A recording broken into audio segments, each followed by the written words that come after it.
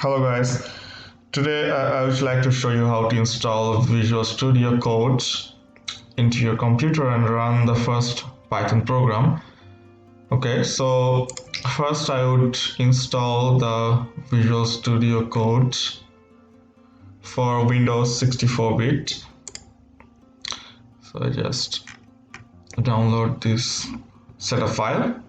It would take a few more seconds.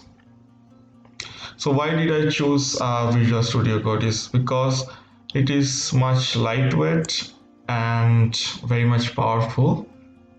You could ask me the question that why did I go for PyCharm or any other IDE environment, but for me what I found a little bit weird is that in PyCharm it takes too much time to load the environment, and also it takes too much of RAM in your computer, so it makes your computer a bit slow overall.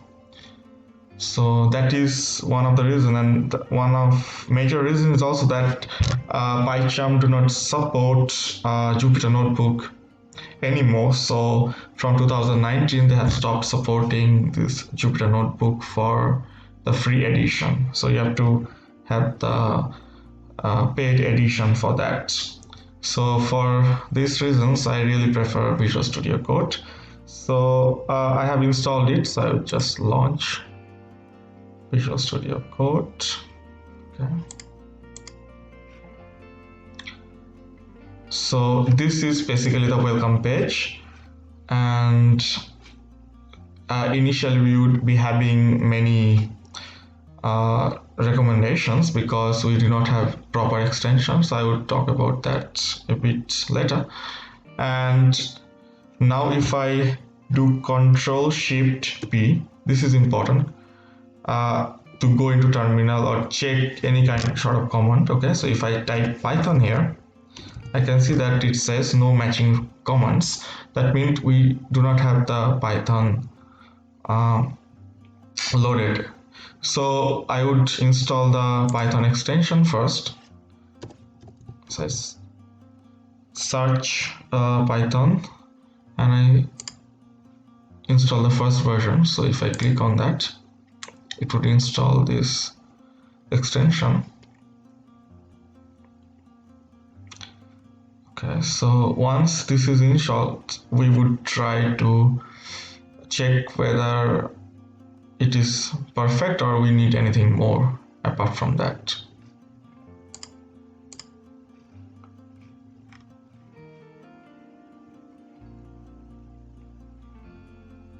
So it says that it has been installed, and it says this extension is enabled globally, which means that all of my project environment can access this Python extension. Okay, but here we have an error message that Python is not installed. Please download install Python before using this extension. So that means we need to have a Python interpreter before we run our program. Okay, so I would just go to the official Python download section. So I would download the Python version 3.8.3. So this is basically the latest stable version. So I would now install it. So run it.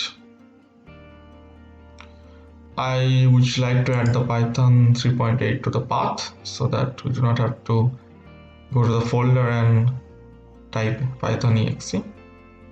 So I click on install now, and it will be finished soon. Okay, so before that I would like to show you. So I close the extension and I create new file. Okay, and I click on this explorer, so I am out of this extension marketplace. Okay, so this 4 has proper meaning. So this is basically file explorer. This is searching and replacing any particular code, keyword or something which is necessary. This is mostly for GitHub, so we have not installed the Git so far, so we cannot see anything here. This is for running the code and debugging your Python code or whatever code you are using. And this is basically for extension, which we used for installing extension. Okay. So while installing extension, you can see that these many number of people have downloaded it. This is basically the rating. So this has been rated by 324 users. Okay. So this kind of information, so you can choose whichever you want. So I have chosen the one which has been installed by the highest number of people, which is around 21 million. So I would just wait for my Python to set up. Okay, so it's finished. I just close, and if I now go to command prompt to check whether it has been installed or not, see, I can get inside the Python interpreter and I just type print hello just to check whether it works or not. So it's working, so it's totally fine. Okay, so coming to the Visual Studio Code. So now what I would try to do is that I would try to create a new Python file. Okay, so I just type, let's say, print hello, the same thing which I did. Okay, so you can see that it is not with color or anything. Okay, so because this file is not saved as a .py file. Okay, so if I save this file like in my desktop, so I can choose also folder. So I just want to show it now, so I did not create any folder. I said sample.py. So if I save it, then you see the color code has come. So print is a function and hello is a string which we have to print. Okay, so if I want to run it, so I will click here, run Python file in terminal, and it says that try the new cross platform. So it says select Python interpreter, so I have to check the Python interpreter path. Okay, so far it has not added the path, so I would just close because I just installed the Python. So I just close and restart it again.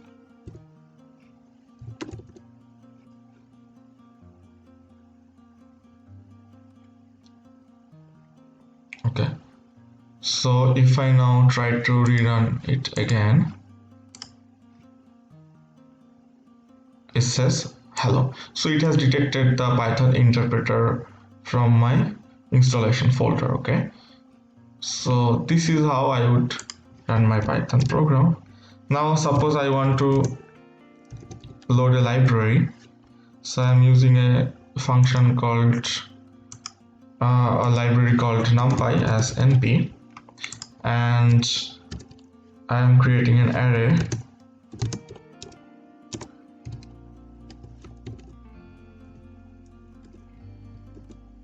of, let's say, 3 integers. I want to print the sum of the array, so np.sum of the array elements. If I do that, I can see that the sum has been printed as 12. So this is how it would work. Okay, and there might be sometimes that we do not have the proper library. Let me check whether we have. Okay, so seaborn is not present. So if I want to load seaborn as sn, and if I run this code, then it says that module not found error, so no module named seaborn. So in this case, what I have to do is basically I have to install this module. How would I do that? I go to this command prompt basically. So I have added the path variable, so if I type Python, it directly understands how to find it. Okay, so here I would pip install, and what library I want to install, seaborn. So you can have a check here also, like in documentation section of Python, like how to install. So if I say pip install seaborn, okay, so this would be the command pip install seaborn to install the library seaborn. So if I do that,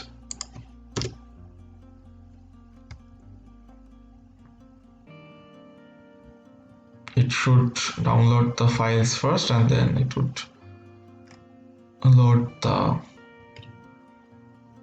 seaborn into our program.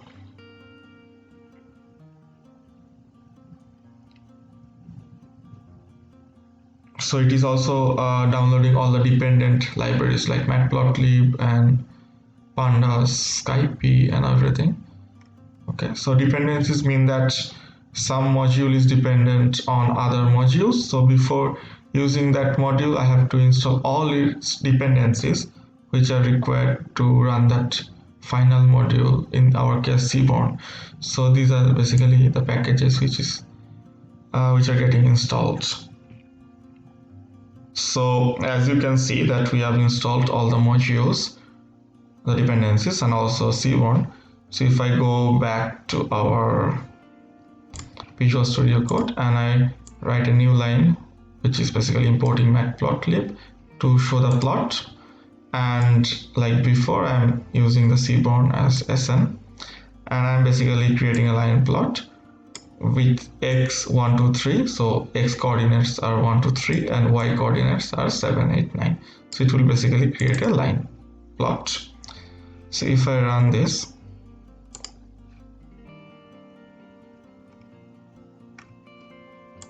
you can see that we are getting a figure where x coordinate is basically 1 2 3 and y coordinate 7 8 and 9. So that is how we would set up the basic configuration for running a Python program. And also if we want to change the appearance, okay, so we can click on File, Preferences, Settings, and we can go to Text Editor and we can change how we want to format, okay, and these kind of things like workbench, appearance. So if you want to have a different theme, let's say default light or Visual Studio light, so you can change it to according to your choice. Okay, so I just keep the default one. Okay, so that's it for the first video, and I hope that you guys enjoyed, and if you like it, please do not forget to subscribe to the channel. Thank you.